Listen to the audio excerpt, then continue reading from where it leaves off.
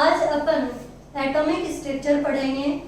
Atomic structure में सबसे पहले अपन एटम की बेसिक जानकारी देखते हैं। एटम के बारे में सबसे पहले महर्षि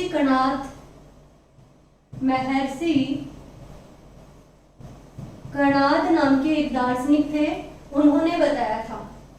उन्होंने क्या कहा कि जो भी पदार्थ होता है वो सब परमाणुओं से मिलकर बना होता है। यानी कि जो भी पदार्थ है वो किससे मिलकर बना होता है? परमाणु से मिलकर बना होता है। परमाणु का नाम भी, यानी कि परमाणु नाम भी किसने दिया था? महर्षि कणाद ने ही दिया था। उसके बाद में आते हैं, महर्षि कणाद के बाद में आते हैं जॉन डाल्टन।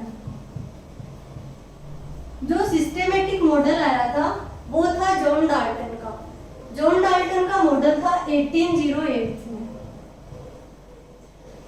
इनके बाद में परमाणु की कुछ बेसिक जानकारी पता चली, परमाणु के बारे में लोग खोजना स्टार्ट किया और परमाणु के बाद में अलग अलग डिस्कवरी चालू हो गई। उससे पता चला कि परमाणु नाम का भी कुछ होता है।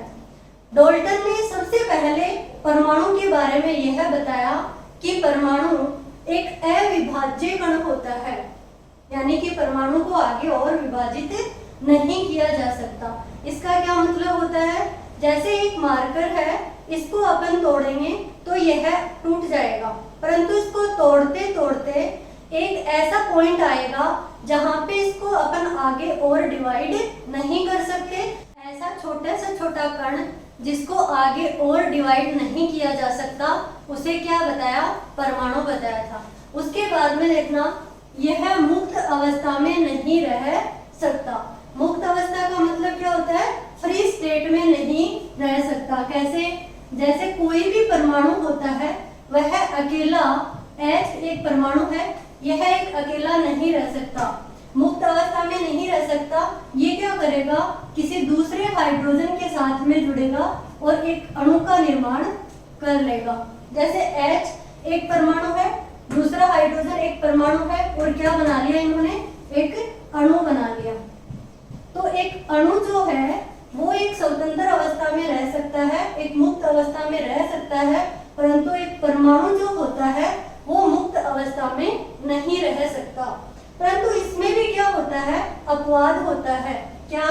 जैसे मैं कहूं कि अक्रिय गैस यानी कि इनर्ट गैस। इनर्ट गैस क्या होती हैं? जैसे helium, neon, argon, krypton, xenon और रेडॉन। ये अक्रिय गैसें होती हैं, ये मोनो एटॉमिक गैस होती हैं, ये मुक्त अवस्था में रह सकती हैं। इनको छोड़कर, इन गैस को छोड़कर बाकी कोई भी एटम मुक्त अवस्था में नहीं रह सकता। इसके बाद में है रासायनिक अभिक्रिया में भाग लेता है। यानी कि परमाणु जो होता है वह रासायनिक अभिक्रिया में भाग लेता है। रासायनिक अभिक्रिया में परमाणु भाग लेता है, अणु भाग नहीं लेते। देखना कैसे? जैसे H2 प्लस Cl2 क्या बनाते हैं? HCl। यह एक अणु है, यह एक अणु है, और क्या बनाया है? HCl। दिखने में लगता है कि यह अणु जो है वो रासायनिक अभिक्रिया में क्या कर रहे हैं? भाग ले रहे हैं। परंतु ये जो अणु है ये टूटता है हाइड्रोजन और हाइड्रोजन में।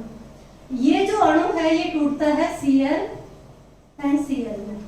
और ये क्या करते हैं? ये इसके साथ और ये इसके साथ, और यह परमाणु जो होते हैं यह रासायनिक अभिक्रिया में भाग लेते हैं, ना कि अणु रासायनिक अभिक्रिया में भाग लेते हैं।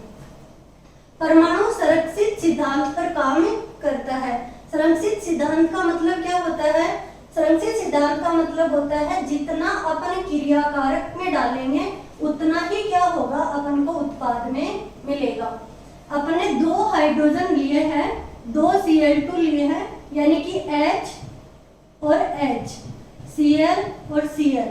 तो यहाँ पे भी अपन को 2 हाइड्रोजन मिले हैं और 2 Cl मिले हैं। जितने एटम अपन ने रिएक्टेंट में लिया है उतना ही अपन को क्या मिलेगा, प्रोडक्ट में मिलेगा। ये क्या है, संरक्षित सिद्धांत पर काम करता है। उसके बाद में 1808 में क्या हुआ था, जॉन डाल्टन ने अपना मॉडल दिया।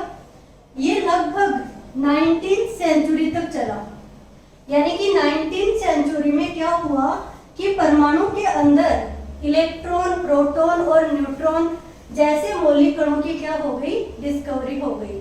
अब इलेक्ट्रॉन, प्रोटॉन और न्यूट्रॉन अगर डिस्कवर्ड हो गए तो जॉन डाल्टन का जो मॉडल है वो फेल हो गया, क्योंकि इन्होंने क्या बताया था कि परमाणु जो होता है यह एक अविभाजित कण है, यानी कि इंडिविजुअल पार्टिकल है। जबकि 19th सेंचुरी के अंदर आते आते इलेक्ट्रॉन, प्रोटॉन और न्यूट्रॉन की क्या हो गई, डिस्कवरी हो गई। इलेक्ट्रॉन, प्रोटॉन और न्यूट्रॉन, सबसे पहले अपन इन पे देखते हैं चार्ज, यानी कि इलेक्ट्रॉन पे कितना चार्ज होता है, 1.6 × 10⁻⁻19 कूलम क्या होता है, इलेक्ट्रॉन पे चार्ज होता है। बात करें इसकी ESU यूनिट में तो ये होता है 4.1 × 10⁻⁻10। ESU का मतलब होता है इलेक्ट्रोस्टैटिक यूनिट। इसके बाद में अगर अपन प्रोटॉन की बात करें तो प्रोटॉन पे भी चार्ज सेम होता है, सिर्फ डिफरेंस होता है ये पॉजिटिव चार्ज में होता है और ये होता है नेगेटिव में। प्रोटॉन पे चार्ज होता है प्लस का 1.6 × 10⁻⁻19 कूलम, और अगर ESU की बात करें तो 4.8 × 10⁻⁻10 ESU हो जाता है। न्यूट्रॉन पे कोई चार्ज नहीं होता, न्यूट्रॉन पे जीरो आवेश या जीरो चार्ज होता है। न्यूट्रॉन न्यूट्रल होता है, यानी कि आवेश रहित होता है। अब बात करते हैं मास की, यानी कि इसका द्रव्यमान कितना होता है। तो इलेक्ट्रॉन का द्रव्यमान होता है 9.1 × 10⁻31 किलोग्राम। 9.1 × 10⁻31 किलोग्राम में होता है। अगर अपन को ग्राम में निकालना है तो 10⁻28 ग्राम कर देते हैं। प्रोटॉन पे जो मास होता है वो होता है 1.6 × 10⁻27। ये अगर ग्राम में निकालेंगे तो 10⁻24 ग्राम कर देंगे। न्यूट्रॉन पे मास की बात आती है तो 1.67 × 10⁻27 ग्राम में, वो किलोग्राम में है, और ग्राम में अगर बात करेंगे तो अपन कर देंगे 1.67 × 10⁻24 ग्राम। अब अपन बात करते हैं इलेक्ट्रॉन, प्रोटॉन और न्यूट्रॉन में से बाहरी कौन होता है। तो सबसे बाहरी, ये देखो यहाँ पे अपन ने दिखाया नहीं, ये 4 डिजिट के आगे क्या होता है, न्यूट्रॉन में कुछ क्या होता है, बाहरी होता है। किससे, प्रोटॉन से। तो सबसे बाहरी कौन हुआ, सबसे बाहरी हुआ न्यूट्रॉन, यानी कि सबसे भारी होता है न्यूट्रॉन, उसके बाद होता है प्रोटॉन और फिर होता है इलेक्ट्रॉन। तो ये क्या ऑर्डर हो गया, ये हो गया mass of neutron, mass of proton और मास ऑफ इलेक्ट्रॉन। अब बात करते हैं इनकी डिस्कवरी की या खोज की। तो इलेक्ट्रॉन की खोज जे थॉमसन ने की, प्रोटॉन की खोज गोल्डस्टीन ने एंड न्यूट्रॉन की खोज चैडविक ने। प्रोटॉन की इलेक्ट्रॉन की जो खोज है वो किसने की है, जे थॉमसन ने। बट इसका नाम जो है वो स्टेनी ने दिया है। नाम किसने दिया है, स्टेनी ने, और खोज किसने की है, जे थॉमसन ने। अब हर एक जो परमाणु होता है उसमें प्रोटॉन, इलेक्ट्रॉन और न्यूट्रॉन पार्टिकल्स होते हैं, बट इसमें भी अपवाद क्या है, इसमें अपवाद है हाइड्रोजन। यानी कि हाइड्रोजन जो है वो एक ऐसा परमाणु है जिसमें इलेक्ट्रॉन, प्रोटॉन और न्यूट्रॉन नहीं होते। उसमें क्या होता है, न्यूट्रॉन अब्सेंट होता है, यानी कि उसमें न्यूट्रॉन नहीं होता। उसमें क्या होते हैं, इलेक्ट्रॉन होता है और प्रोटॉन होता है। तो इलेक्ट्रॉन, प्रोटॉन और न्यूट्रॉन ये कैसे रहते हैं एक परमाणु में, देखिए। प्रोटॉन और न्यूट्रॉन जो होते हैं ये नाभिक में होते हैं, यानी कि न्यूक्लियस में होते हैं, और इलेक्ट्रॉन जो होता है ये चारों ओर चक्कर लगा रहा होता है। जो प्रोटॉन और न्यूट्रॉन होते हैं ये होता है नाभिक और ये होता है कक्ष, या अपन इसको बोल सकते हैं सेल, या अपन इसको बोल सकते हैं ऑर्बिट। ऑर्बिटल अलग चीज होता है और ऑर्बिट अलग होता है। ऑर्बिट बोला जाता है कक्ष को, इनको बोलते हैं, और ऊर्जा स्तर भी बोला जाता है, ऊर्जा स्तर।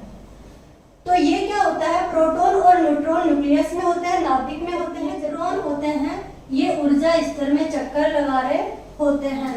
अब देखिए नाभिक की खोज किसने की, नाभिक की खोज की थी रदरफोर्ड ने। नाभिक की खोज की रदरफोर्ड ने। अब देखिए बच्चों, अगर ये ऐसे याद नहीं रहते आपके कि इलेक्ट्रॉन की खोज जे.जे. थॉमसन ने की, प्रोटॉन की खोज गोल्डस्टीन ने की, न्यूट्रॉन की खोज चैडविक और नाभिक की खोज रदरफोर्ड, तो इसके लिए एक शॉर्ट ट्रिक है, वो देखना क्या है। ईंट पग नाचे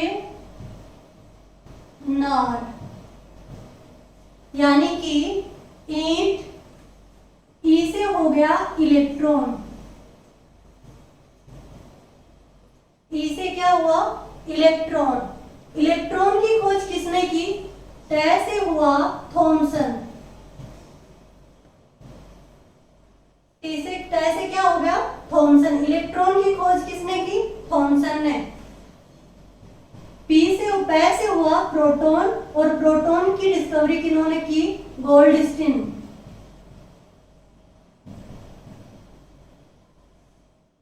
नार से क्या हुआ न्यूट्रॉन, और न्यूट्रॉन की खोज किसने की, चे से हुआ चैडविक। नार का मतलब होता है, नार से हुआ नाभिक, और नाभिक की खोज किसने की, रदरफोर्ड ने। तो ये शॉर्ट ट्रिक से भी याद रख सकते हो कि ईंट पग नाचे नार, ई से इलेक्ट्रॉन, टे से थॉमसन, पे से प्रोटॉन, गोल्डस्टीन, न से न्यूट्रॉन चैडविक, और ना से नाभिक और रदरफोर्ड। आज के लिए इतना ही।